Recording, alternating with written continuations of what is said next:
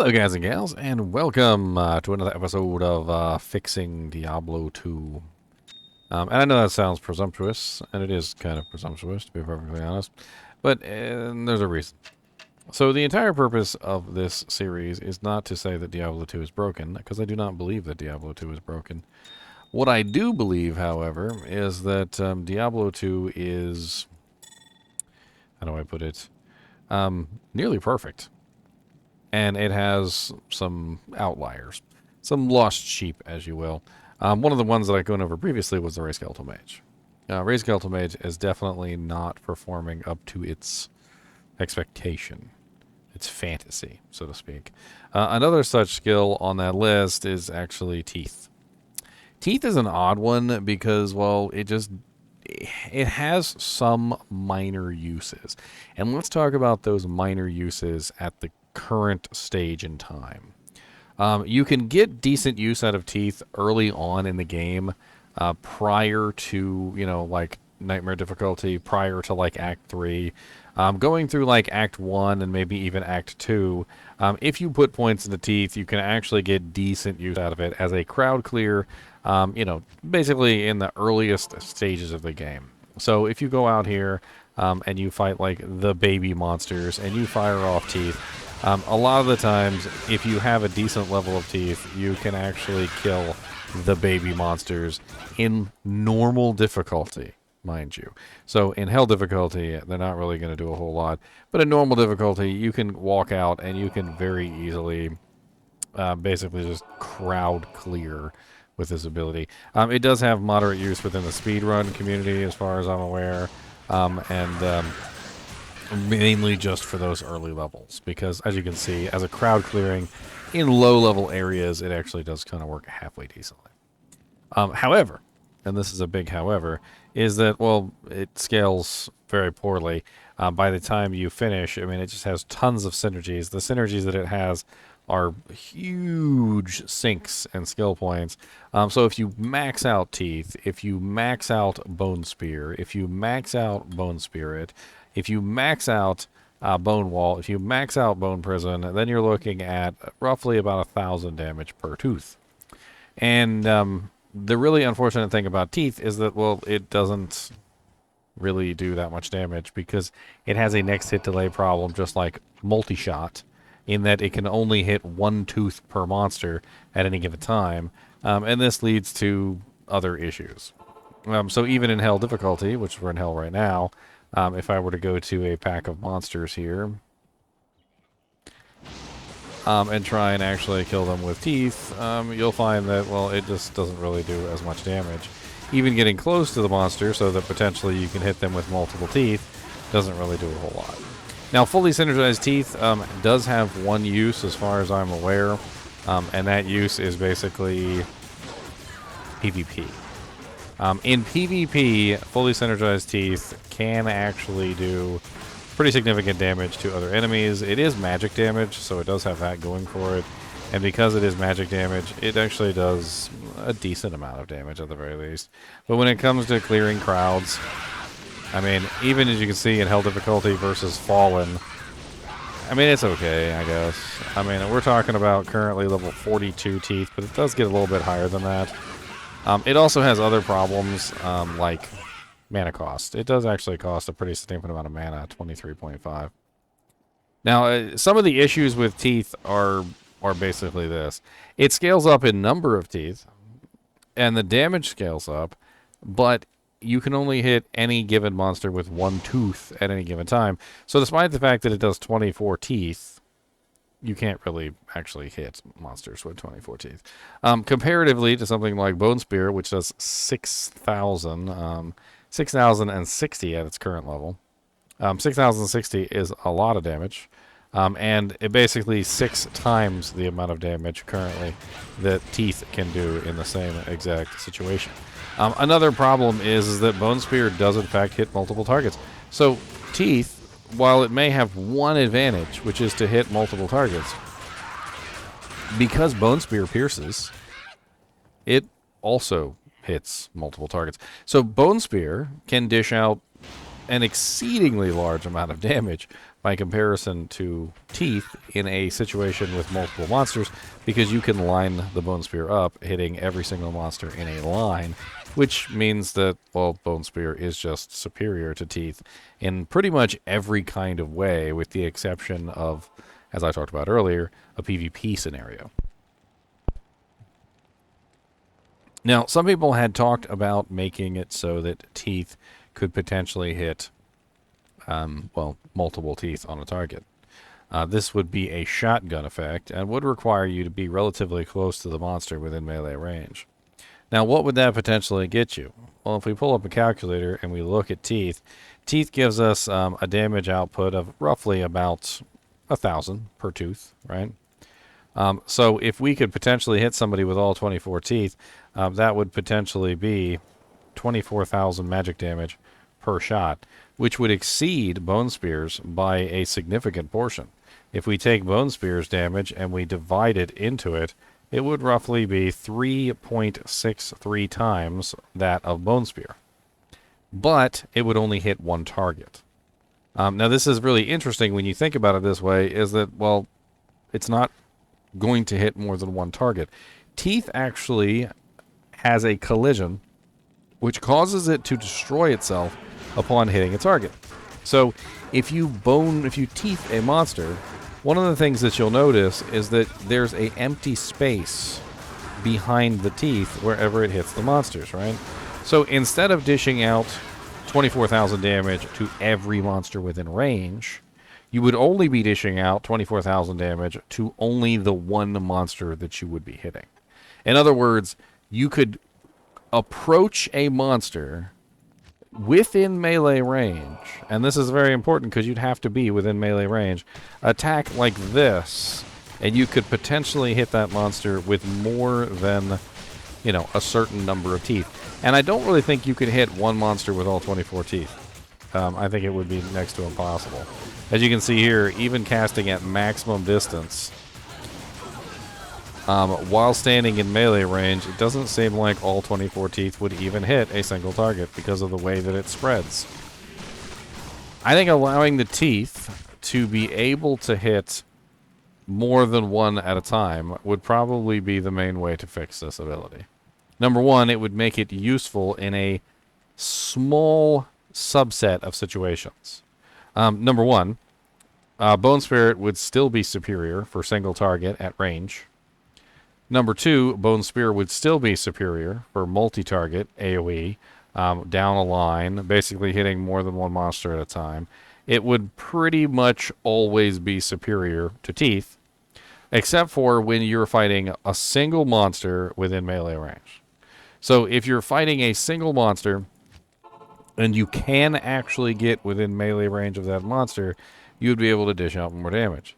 Now, the interesting thing about this is that as a mage, getting in melee range is not exactly the brightest idea, because getting within melee range can potentially be very deadly. So in a situation like this, where I am in melee range of a monster that has freaking, you know, fanaticism aura and things like that, this could be deadly. I kind of cheated this character. He has 7,416 health, so he's not dying anytime soon. But this kind of thing for a mage class is not exactly, you know, the easiest thing in the world. On top of this, it's still extremely heavy in point cost. So you're talking about 20 points, 40 points, 60 points, 80 points, 100 points, right? So 20, 40, 60, 80, 100 points to make this actually work, to get this damage. And a lot of the times this isn't even possible. So in a more realistic scenario, if we were to respec our character in a way that actually makes sense, it would probably look something more like this. 1 in amplified damage. We would probably grab 1 in bone armor, 1 in corpse explosion at the very least. We may even go down here and grab lower resist and decrepify, which is usually the case. So you grab at least Decrepify. Decrepify is very powerful. On top of that, you're probably going to want some kind of defensive capability. So you're going to want a Clay Golem, a Golem Mastery. You're going to want Summon Resist. You're going to want Skeletons, and you're going to want Skeleton Mastery. And chances are you're probably also going to want 1 point in Revive, which is going to take up a lot of your points. You're going to get, that's already 1, 2, 3, 4, 5, 6, 7, 8, 9, 10, 11, 12, 13, and of course we've got 14, 15 points right there that have already been consumed. And that means that we're going to have basically nothing else left to put our points into, because we're going to drop 20 points here, which is going to be 15, so that's what, 35? Then we're going to drop 20 points into Bone Spear, which is going to be 55. 20 points into Bone Spirit, which is 75. 85, 95. And then we're not even going to be able to completely cap out this one because we don't have enough points. So we're going to be able to put somewhere around like 15 to 18 points in it, depending on what level our character is. Actually, I think I'm off on that because I don't think we can even max that out. I think we're stuck at like 10 points, which means that we can't even really max out the damage on Teeth, even with like a bare minimum summon army. And that would be if we only did the bare minimum summon army, which we might put some more points into raised skeletons so they don't die all the time. This comes down to a synergy problem, and I always felt like the synergy problem was here with Bone Spirit, Bone Spear, Teeth, Bone Wall, Bone Prison. I'm not really sure why it requires so much to cap this out. I would kinda, and this is just me, I would kinda like to see them maybe split some of this out a little bit. I mean, Teeth, Bone Spear, and Bone Spirit all being tied together is one thing, but Bone Wall and Bone Prison being tied together with the rest of them seems, I don't know, not the greatest. I mean, I definitely like to see these abilities get used, and maybe that's the only way they get used is if you're a Bone Spear Necromancer. But at the same time, I do feel like the main issue here is that it's just massive synergy requirements. Even under the best of circumstances, a lot of the times the Bone Spear Necromancer can usually only do something like this, which is max Teeth, max Bone Spear, and then maybe max out Bone Wall with like 1 point in Prison. And then you're talking about like 842 on that, which isn't quite as good, 4,374, etc. The rest of the synergies actually do a lot, and when you can max out all of them, it definitely does increase the damage considerably. Of course, I don't have my equipment on at this point. Good day. Boop, boop, boop, boop, boop. I don't know. Teeth is one of those abilities that I think I played around with a lot back in the day. I'm also not really quite sure why the mana cost is just so freaking high. I mean, Bone Spirit has a pretty nasty mana cost. Bone Spear is much lower. Teeth, on the other hand, just continues to rise. It kind of reminds me of a similar situation with the Amazon. I feel like the Amazon is also in the same boat, which is that multi-shot, which is the main skill that they have, doesn't really have a lot going for that either. So when you put points in multi-shot actually just kind of gets worse. If you let's see here, let's bring this up. So multi-shot currently has a mana cost of 10, and it has 8 arrows. Well, you can't hit one target with more than a single arrow anyway from multi-shot. So when you fire off multi-shot, it doesn't matter if there's 10 or 20 or 30 or 40 arrows, it doesn't matter. You can only hit each individual monster one time with multi-shot, right? So when you level it and you bring it up, like say let's bring it up to freaking level 20, notice now the mana cost is 23 with 21 arrows, and we bring it up even further, and the mana cost is now 29 with 24 arrows. And, you know, does that look really similar? 24 arrows, 24 teeth, mana cost 29, mana cost 22. They're very, very similar in terms of how they do things. It's like multi-shot and this were kind of like supposed to be the same thing, but somewhere along the line, I guess it just didn't really make a whole lot of sense because When you take a look at multi-shot is a physical skill, so at least it can apply other effects, right? You know, you can add elemental damage in there, fire damage, lightning, ice, poison, etc. You can also potentially proc things with at least the center two arrows. And, there's other things that you're going to get out of multi-shot just simply by that. Life leech, mana leech, and so forth and so on, right? Well, when you look at the way that multi-shot works way better than teeth. Teeth is essentially the same thing multi-shot is, except it sucks. It basically does no damage. It doesn't hit more than one tooth at a time. On top of that, the damage output that it does is relatively low and requires you to basically spam cast it. So you got to cast it as fast as you possibly can.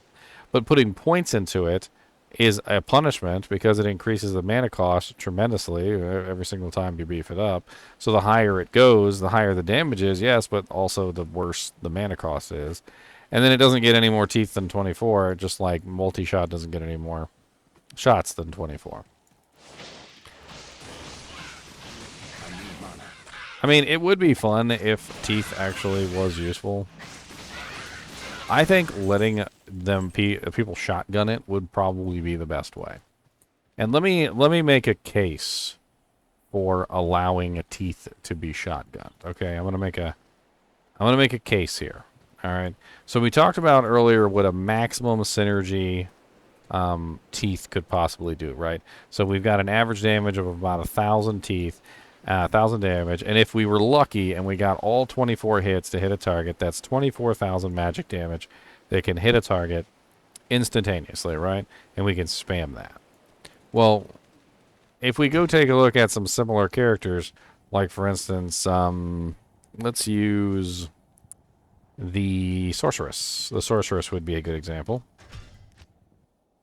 The sorceress has a very similar situation going on. And that is with Charged Bolt. So Charged Bolt can actually deal a significant amount of damage if you are basically face tanking the monster. And this isn't really the best example because this isn't fully synergized. I've got only level 30 Lightning Mastery and the skill is only level 30. I need a better example of this. But basically it's a very similar situation. So we have lightning, right? And we can take a look at the lightning damage. So we can go 334, right? 334 times 24, which is 8,016. Let me see if I can find the maximum damage for this so we can get a better understanding. Because if we're going to compare apples to apples, we have to compare two characters together that are going to be similar. So let's go to Amazon Basin real quick. And we're going to look at Charged Bolt. So assuming, of course, that we could get something like level 45 Charged Bolt, which seems reasonable. 45 Charged Bolt has a minimum lightning damage of 58.5 to 60.5. So let's take 60.5. And we get a total of 6% lightning damage per level from lightning. So we can add plus, what is that? 120%. So 120% gives us 133.1 per bolt. And then, of course, we also have lightning mastery. Now, if we have level 45 Charged Bolt, we're probably going to have level 45 lightning mastery. So let's take a look at lightning mastery. So level 45 lightning mastery is 578%. So plus 578%. So as you can see here, 902.418 damage. Now, this is comparable to the magic damage. As you can see, we're about the same, 1,000 damage per bolt, and then you multiply that by 24, and you get about 21,658 damage. Now, you might be saying to yourself, well, but Ginger, lightning damage has higher resistances than magic damage. Magic damage can't be negated, right? So in most situations, if you're playing a character who is utilizing lightning versus utilizing magic, the magic always wins. And you would be wrong. Magic does not always win in every scenario because magic cannot have its resistances lowered. So to demonstrate this, I need to bring up a notepad and we need to actually write this down. So, magic damage, or rather, teeth, can potentially do 24,000 damage. All right? There is no negative magic resistance. There is no way to lower the resistance of a monster in terms of magic resistance. And this means that teeth will always do 24,000 damage or less. And this is important because there are monsters in the game that do have magic resistance, and there are monsters in the game that are magic immune, and there is no way to break those with the exception of the really crappy Sunder Charm, the Black Cleft, because there is nothing, okay? Now, the sorceress, on the other hand, who is doing 21,000 charged bolts, will have to encounter elemental resistances. Yes. Now, here's the problem with this and why she actually does more than the teeth.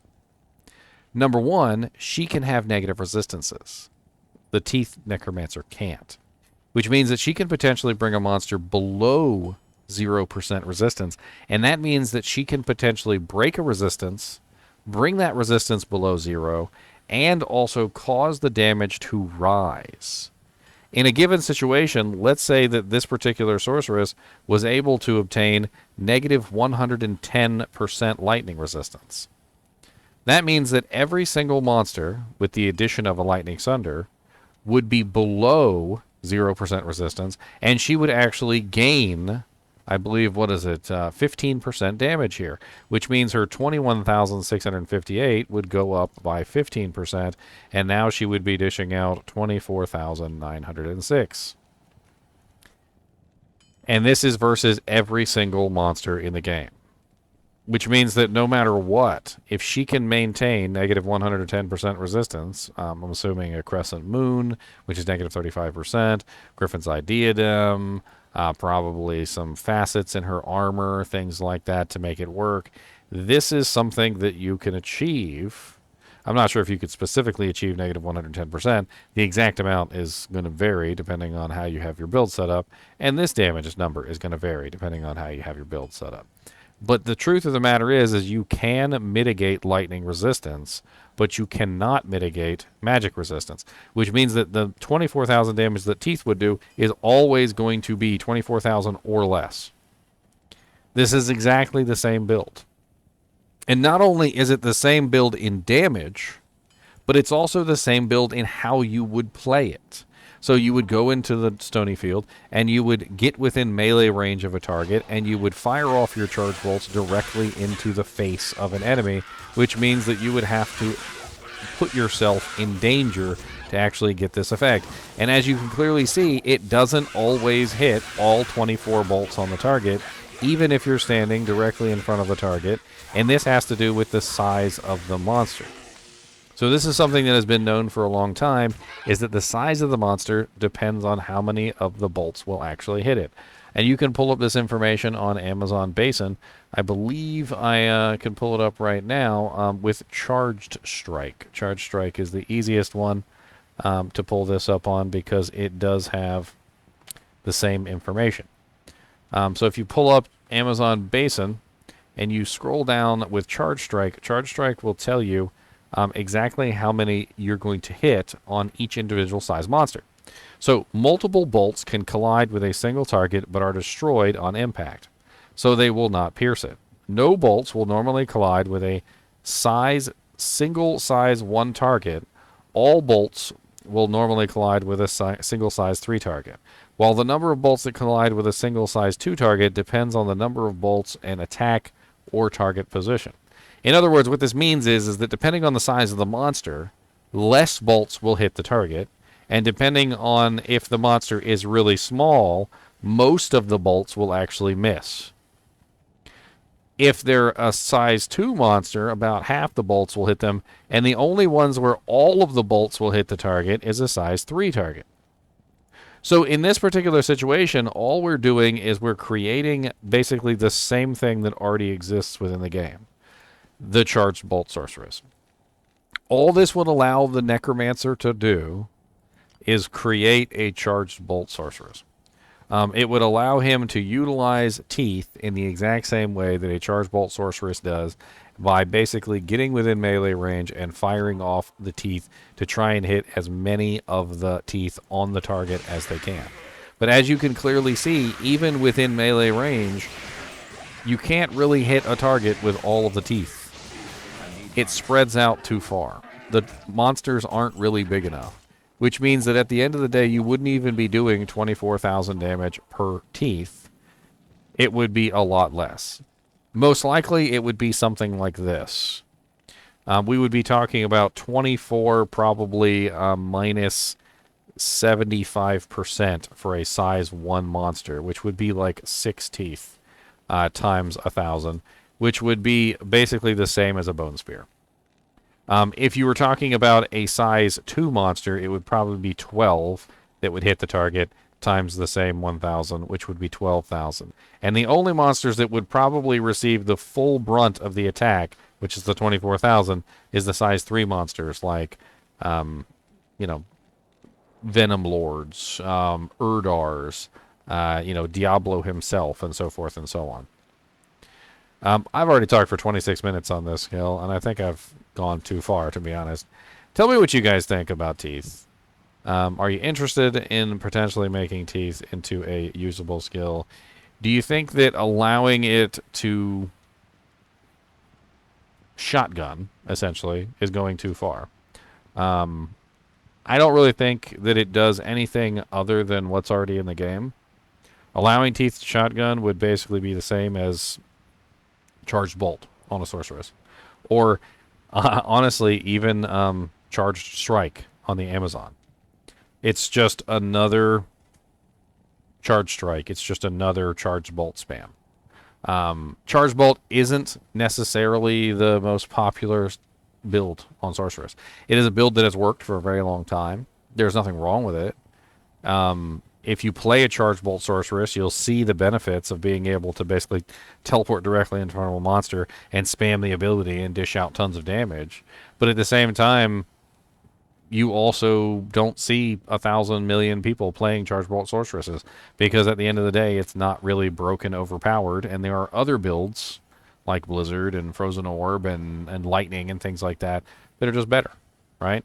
So it would make it useful. It would have a purpose within the bone spear, the bone build, actually fitting into a niche.